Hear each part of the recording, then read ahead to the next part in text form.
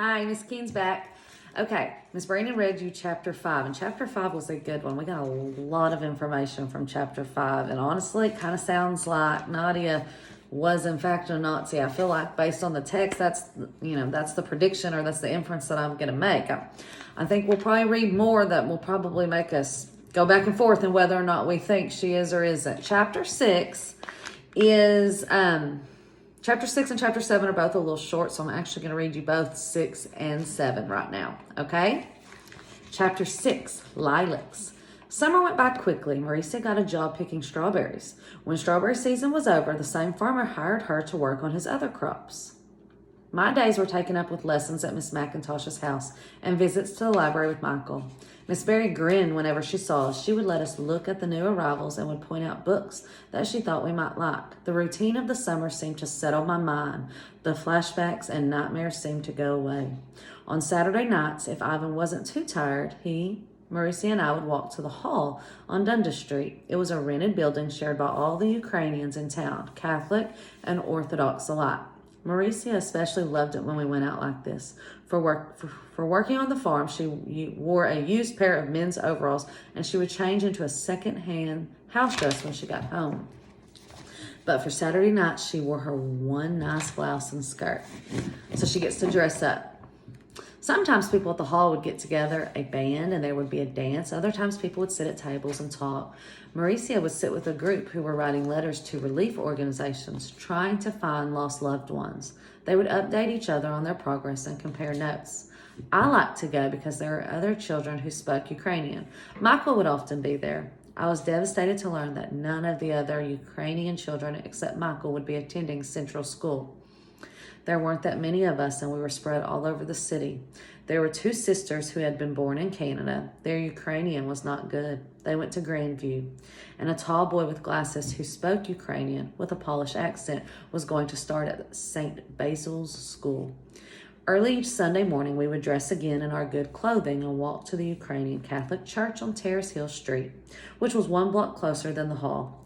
It was a small church, and there were so many people who attended that we had to get there early if we wanted to get a good pew. The only inside place where I felt completely safe was sitting in that church. Few parishioners could sing on key, but that didn't bother me. I loved being enveloped in the hymns, and I loved the smell of the incense. It made me feel protective. When she said she loved being enveloped in the hymns, that means she loved having the music all around her. It made her feel safe. Ivan worked on the house every day after work, and by the last week in August, it was finished.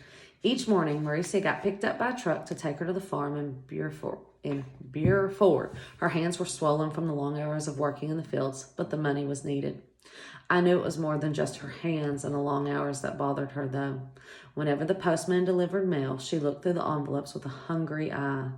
But he never seemed to bring whatever she was waiting for. I asked her about it once, but her eyes filled with tears. I cannot talk about it now, was all she told me. I think she was hoping to get news from the Red Cross about a relative. At the hall, when someone got one of these letters, everyone gathered round to hear it read aloud. Sometimes the news was bad, but when it was good, we all hooted for joy. Marisa had once studied to be a pharmacist, but as a slave laborer during the war, she worked in a factory. Later on, she was forced to work as a cook at the German farm where we met. How awful it was for her to have to do hard labor again, even though she was supposed to be free.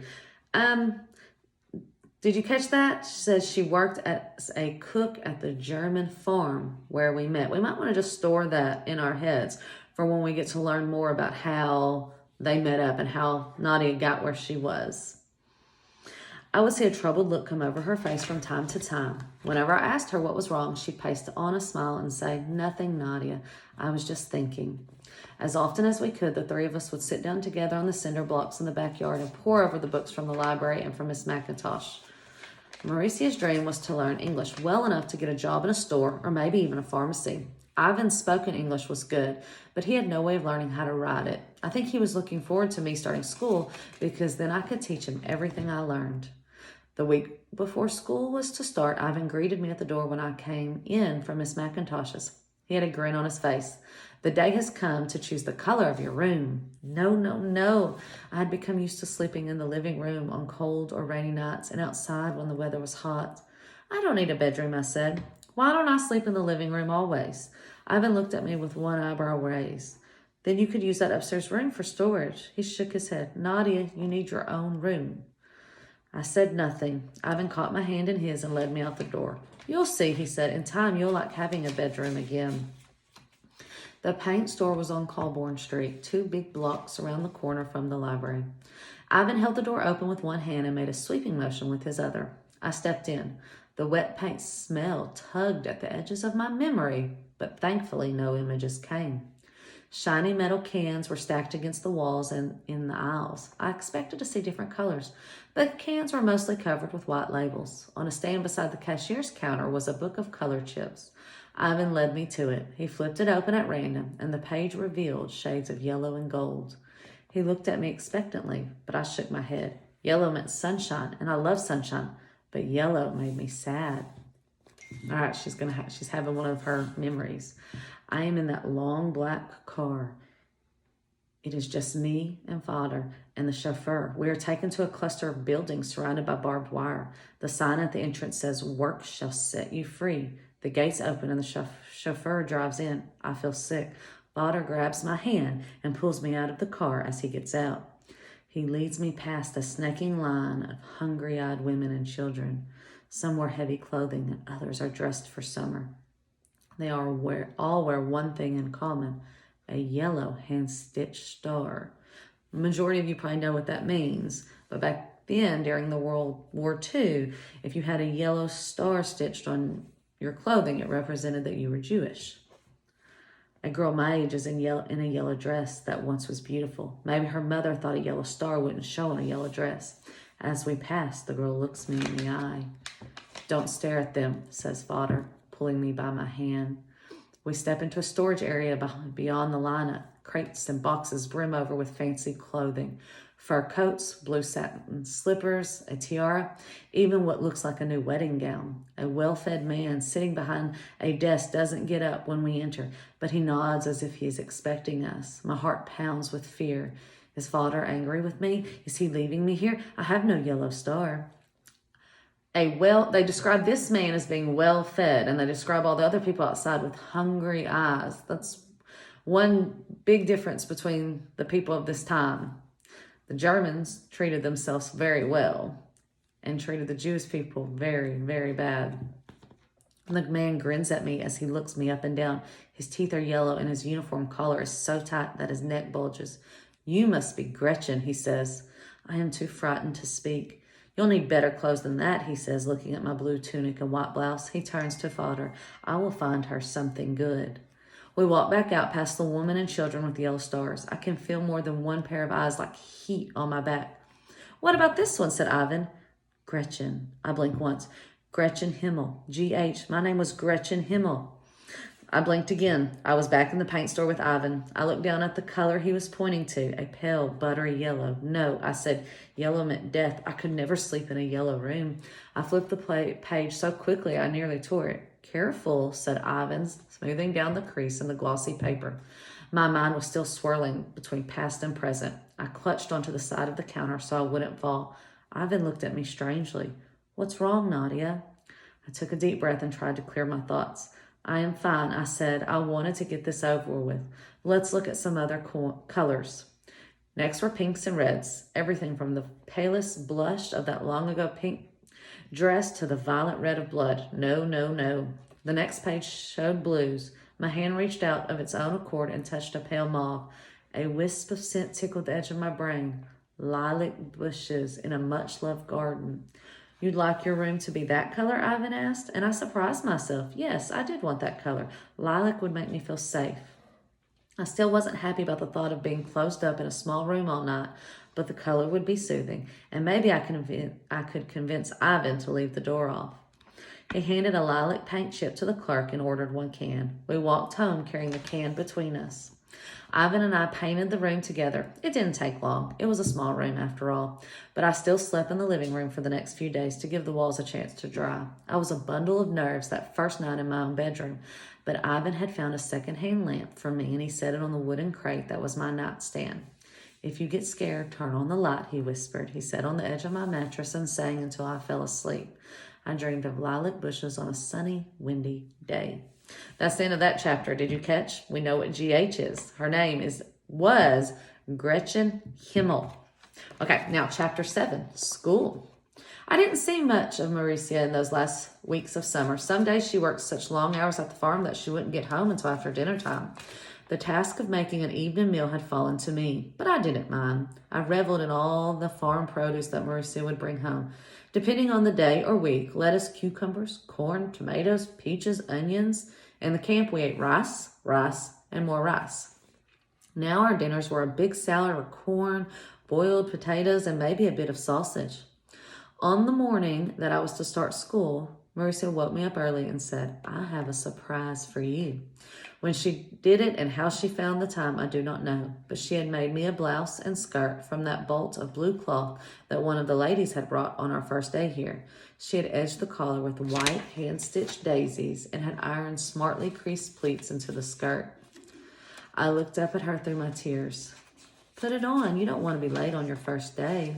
I slid my arms into the sleeves, and as I did up each small white button, I noticed the delicate white stitches that circled each buttonhole. The skirt fit perfectly. Mauricia gave me a new pair of white knee socks. Then with a grin, she pulled out black, shiny shoes from a paper bag. I tugged the socks up to my knees and then slipped my feet into the shoes. "They're almost new," she said. "I hope you like them." I usually tried to stay dignified with Mauricia. She was not my mother after all, but I felt the love she had put in every pleat and the affection of each stitch in this new blouse. I looked at the frayed corner of her own carefully pressed blouse and the lines of weariness under her smiling eyes. I scrambled onto her lap and hugged her fiercely. I could feel hot tears spilling down my cheeks. "Nadia, my Nadia," Mauricia said, drying my tears with the back of her hand.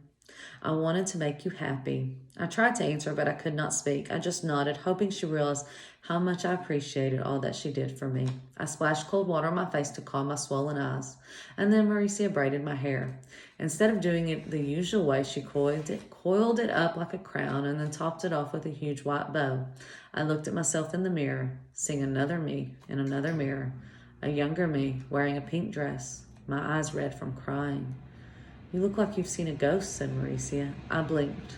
The younger me was gone, like a wisp of smoke. Mauricia walked me to Central School. We were the first to arrive. She pushed the door open and we stepped into the empty hallway. "Your room is down here," she said, tugging at my hand as she turned and walked down a corridor to the left. She knocked on the door, and when no one answered, she turned the knob. The door opened. "Good luck," she said. She put her fingertips to her lips and blew a kiss to me as she walked out of the school. It wasn't until she was gone that I realized her walking me to school meant she had missed her ride to work. I stepped into the empty classroom. I had peered into this very classroom when I had taken my first walk around the neighborhood. A large blackboard and a big desk were at the front. Rows of desks filled the rest of the room. Which one should I take? Would the teacher be upset if she came in and found me in the wrong place? I took a chance and sat in a desk in the back corner, then waited for the others to arrive. I think several of you can probably relate to being a little nervous at school and wanting to sit in the very back. In the camp, one of the men who had been a professor before the war taught the few older children a bit of history. A woman who knew English had held classes for the adults as well as children. We sat on benches and used our laps as desks. On the wall had been a paper poster of Ukraine's most famous poet. I don't know where the picture came from. I can't imagine anyone escaping the war with it. Maybe it arrived in a care package from Canada or the United States. Also had a vague recollection of lessons in German from a stern-faced woman in a one-room schoolhouse. But when this was, I could not remember. I looked down at the beautiful blue outfit that Mauricia had made for me. I ran my fingers lightly over the fabric, loving that each stitch had been made just for me. Father in the drawing room cuts an imposing figure in his black uniform. I see that his tall leather boots are covered with mud. No matter. There are slaves to clean up after him. He sets a package on top of the table and sits down. Mother sits across from him, with her back rigid on the divan, a stiff smile on her lips. She pats the spot beside her. Eva scrambles to sit there. I sit beside Eva. "This is for you, Gretchen," he says. At first I am excited. I lean over and touch the brown paper lightly with one finger. "Open it," says Eva. I look at her and see that she is almost bursting with excitement. I pull the package to my lap and tear it open. A beautiful pink dress. It's not like anything I have ever had before. I know I'm supposed to be happy, but the sight of this dress makes me feel ill. I look up at Father and put a smile on my face. Thank you, I said. He grins. Now the entire Himmel family will look nice at the rallies. I take it to my room. I hold it to my shoulders and turn to the mirror. I look like someone else. That night I cannot sleep. I turn on my bed lamp and get dressed. Get the dress. It smells of fresh laundry soap and a faint scent of something else. Sweat. I turn it inside out and examine it for clues. I notice an extra ribbon of cloth attached along the side of the back zipper. I fold it over. A name tag, tiny embroidered letters, Rachel Goldstein. A sudden image of that girl in the lineup, the one in yellow. I push the dress away from me. I think that means that the dress belonged to someone else, probably a little Jewish girl. Children's voices coming through the classroom window, laughing and calling, sounding excited, yanked me back to the present. Tears welled in my eyes, so I took a deep breath and tried to calm myself. I could tell from the sounds outside that other children were getting closer, but none of them came into the classroom. Maybe I should have waited outside instead of coming into this room. But just then a woman with straight hair, cut to her chin, walked in, and I was trapped. She smiled at me and said, "You must be our new student, Natalie Kravchuk." I stumbled to my feet and bowed my head to her, and in my best English I said, "Good morning, Miss Teacher. My name is Natalie Kravchuk." She held out her hand to me. "I am Miss Ferris. The other children will be coming in soon." I shook her hand. She turned and left the room, so I sat back down. I heard a loud bell and nearly jumped back out of my seat. Within minutes, the hallway buzzed with children's voices. Miss Ferris came back into the classroom. Behind her was a line of children. All right, I'll see you for the next chapter.